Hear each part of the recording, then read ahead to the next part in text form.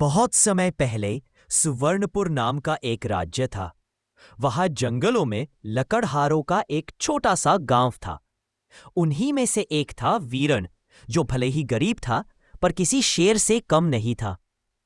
हर सुबह वीरण अपने कुल्हाड़े के साथ जंगल जाता, पेड़ों से लकड़ी काटता और उसी से अपने माँ बाप का गुजारा करता।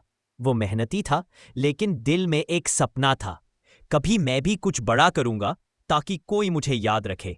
एक दिन खबर आई, राजकुमारी रत्ना को एक तांत्रिक नागदेव ने अगवा कर लिया।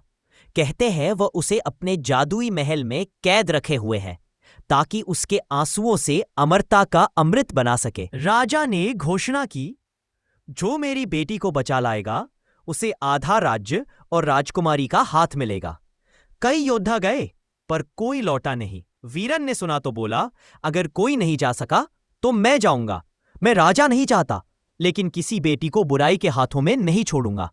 हंसे, अरे तू एक लकड़हारा, वो जादूगर से लड़ेगा? पर वीरन मुस्कुराया, तलवार नहीं है मेरे पास, पर हिम्मत है, और हिम्मत ही सबसे बड़ा हथियार है। रात को वह जंगल में चला। रास्ते में उसे एक बूढ़ी साध्वी मिली जो प्यास से बेहाल थी। वीरन ने अपना सारा पानी दे दिया। साध्वी ने आशीर्वाद दिया, वीर, तेरी सच्चाई तुझे विजयी बनाएगी। यह लो, यह सत्यदीप, यह अंधकार में तेरा मार्ग दिखाएगा। लेकिन याद रखना, इसका प्रकाश तभी जलेगा जब तेरा दिल डर से मुक्त होगा। वीरन ने दीप लिया और आगे बढ़ गया।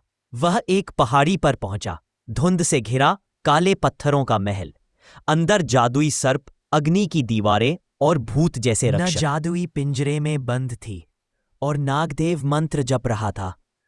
वीर ने ललकारा, छोड़ दे उसे, वरना तेरे जादू को मेरी सच्चाई जला देगी।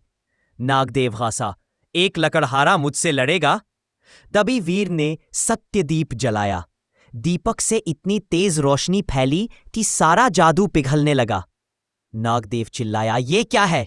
वीर ने कहा, ये इंसान की सच्ची नीयत की रोशनी है जो हर अंधकार को मिटा देती है।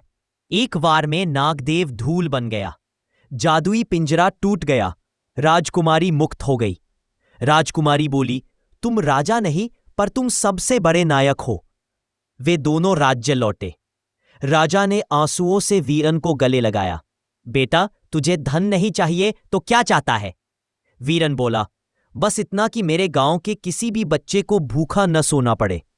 राजा ने आदेश दिया, वीरन को राज्य रक्षक की उपाधि दी गई और उसका गांव वीरपुर नाम से जाना जाने लगा।